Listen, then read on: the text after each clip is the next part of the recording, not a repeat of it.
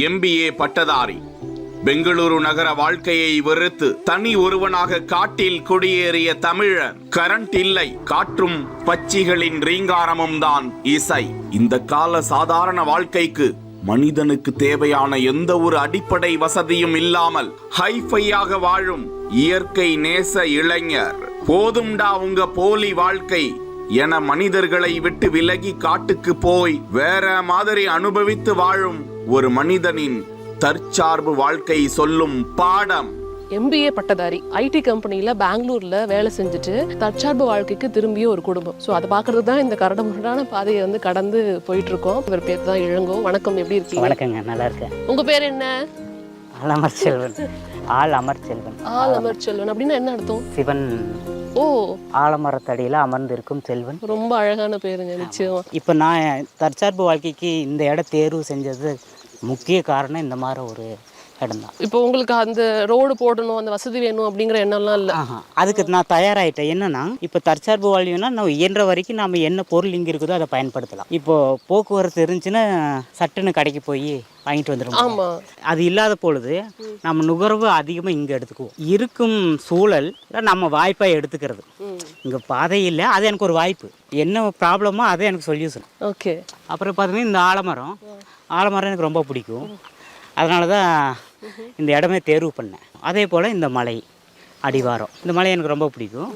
இந்த மாதிரி பாதை இதுதான் எனக்கு ரொம்ப பிடிச்சிருந்தது. நீங்கள் பிறந்ததுலேருந்தே இங்கே இல்லை? இல்லைங்க, MBA வரைக்கும் படிச்சிருக்கீங்க. பெங்களூரில் போயிட்டு ரிசர்ச் அனலிஸ்டாக ஒர்க் பண்ணியிருக்காரு அப்படிங்கிறது தான் மிகப்பெரிய விஷயம். இந்த நடுப்புற அந்த மாற்றம் ஏன்னு நான் தெரிஞ்சுக்கலாமா? எனக்கு ஆரம்ப கட்ட வாழ்வியல் இப்படி தான் இருந்தது. அதனால தான் எனக்கு இதை பொருந்தி வாழ முடியுது. பெங்களூர் போய் ஒரு ஆண்டுலேயே எனக்கு சலிப்பு தட்டிடுச்சு இல்லை அப்படின்ட்டு. ஆனால் இப்போ நம்ம இந்த தற்சார்பு வாழ்வியல்னு சொல்லிட்டு நம்ம பொருளாதாரம் இல்லாமல் இந்த வாழ்வியலுக்குள்ளே வந்துடக்கூடாது. அப்போ பொருளாதாரம் நமக்கு தேவை, இந்த நிலம் நம்மளுக்கு இல்லை. அப்போ நிலம் வாங்கி இதெல்லாம் பண்ணும்போது அதே நேரத்தில் என்னோட குடும்பத்தையே தயார்படுத்திட்டு வந்தேன். நிச்சயமா, கொஞ்சம் கொஞ்சமாக. ஒரே நாளில் வந்த மாற்றம் இல்லை.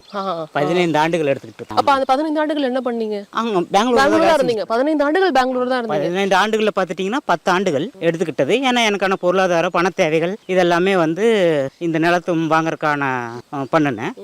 அப்புறம் நான் இந்த நிலம் வாங்கினதுக்கு பிற்பாடு குடும்பத்தை இந்த மாதிரி ஒரு சூழலுக்கு தயார்படுத்துறதுக்கு 5 ஆண்டுகள் எடுத்து முழுமையாக அதுக்கான வாழ்வியலுக்கு இதுக்கு தகுந்ததுக்கு பிற்பாடு தான் நான் வேலையை விடுறேன். பெரிய விஷயங்க, நிச்சயமா.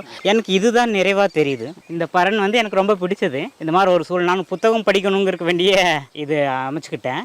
ஆனால் இப்போ பார்த்துட்டுனா நம்ம இந்த பயிர் போட்டிருக்கிறதுனால இங்கே பாதுகாப்புக்காக இரவு நேரங்களில் நாங்கள் தங்கிக்கிறோம். இப்போ நீங்கள் ஓகே ஒத்துக்கிட்டீங்க, இதுதான் பண்ணணும் அப்படின்னு முடிவு பண்ணிட்டீங்க. உங்கள் குடும்பத்தை எப்படி சம்மதிக்க வச்சிங்க? அதான் ஆரம்பத்தில் என்னென்னா, அம்மா அப்பா ஏன்ப்பா இவ்வளோ கஷ்டப்பட்டு படிக்க வச்சுருக்கோம், நிலம் வச்சுக்கிறீங்களே தோத்துட்டாங்க, அவங்களுக்கு வருமானம் சரியாக இல்லை, நீ மறுபடியும் இருக்க இதை வாங்குறங்கிற, புதுசாக வாங்கி நம்ம என்ன பண்ண போகிறோம் அப்படிங்கிற தேடலில் கேட்டாங்க.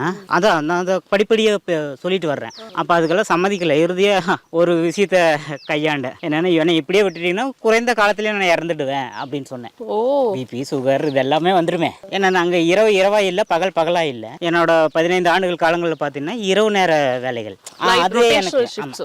அது எனக்கு மிக முக்கிய காரணம். இங்கே மறுபடியும் coming back to the root அப்படிங்கிறதுக்கான விஷயம். ஏன்னா உடல் மனம் இரண்டுமே சரியா இல்லை அப்படிங்கிறத நான் புரிஞ்சுக்கிட்டேன். அப்போ இங்கே இயல்பா இருக்கேன். அங்கே போனோம்னா ஒரு இருட்டறை மாதிரியா போயிடுச்சு.